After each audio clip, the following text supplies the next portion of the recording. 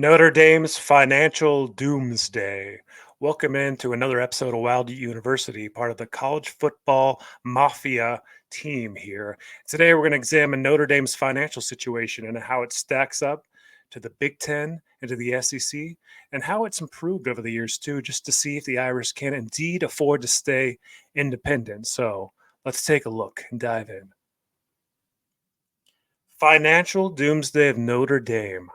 Okay, let's take a look at Notre Dame's past media contract and its future media contract and what to expect in the future.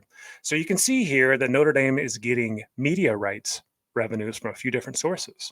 So in the past, media rights revenues came from NBC through Notre Dame's football avenue here, and that was about $22 million per year.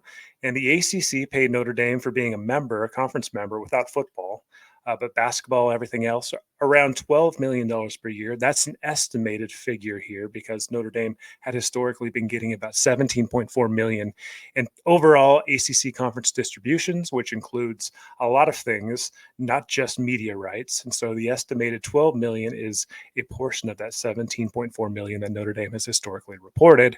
And also CFP payouts historically for the Irish have been $5.4 million. And that has been across the footprint in the P5. Everybody's been getting $5.4 million per school. Looking at the future here of the Irish's media rights, right now with the NBC contract that was put in place for the Irish, the estimate, the smoke that multiple media outlets have reported is that the contract's worth about $50 million per year, y'all. $50 million per year.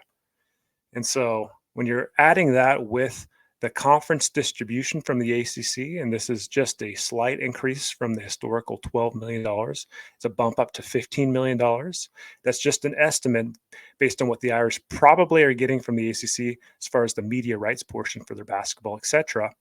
And then also their college football playoff payout money, the guaranteed portion the Irish are getting is $12 million per year. So looking at the media rights, the conference distribution from the ACC, and the payout money from the CFP yields about $77 million in annual media rights money for the Irish. And one more caveat, too. In the college football playoff, the Irish have actually negotiated a deal where they would make $6 million more if they actually happen to make the playoff. So that is a performance caveat that you have to put in play too. But $6 million will go to the Irish if they did indeed make the playoff. It's not being included in that 77 million figure. So over the years, the Irish obviously have got a nice little payday raise right there. It's from around 39.4 million in the past to about 77 million on a go forward basis. However, the competition is coming in. Let's take a look at the Big Ten and the SEC media rights deals, the past deals, and also what to expect in the future. So the Big Ten in the past have been getting a $31 million per school from their media rights partners. And then also in college football playoff money, about $5.4 million across the board. So Big Ten schools historically over the last few years have been making around $36.4 million per year on average.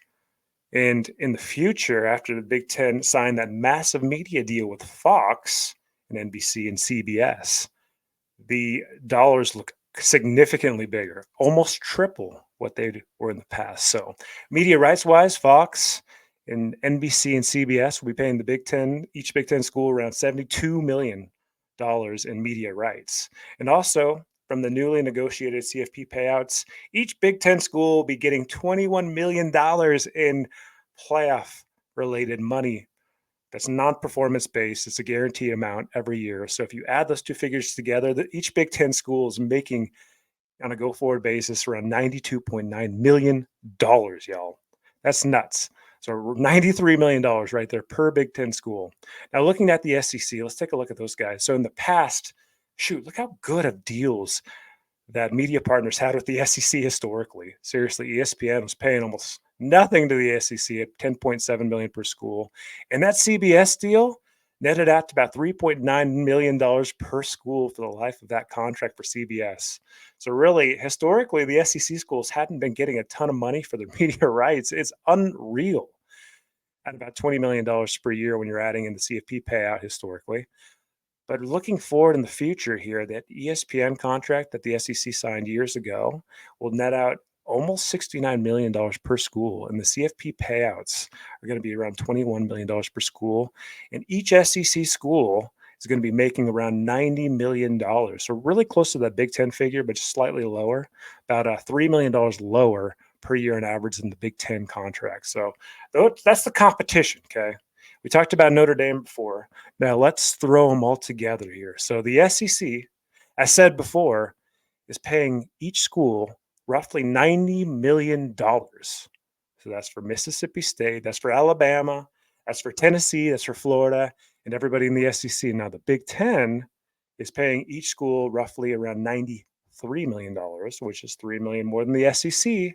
But that's including Indiana, Purdue, that's including Ohio State, Michigan, and Penn State, and everybody that's a historical member of the Big Ten Conference, not including over the next couple of years Oregon or Washington, but USC and UCLA will be getting that $93 million.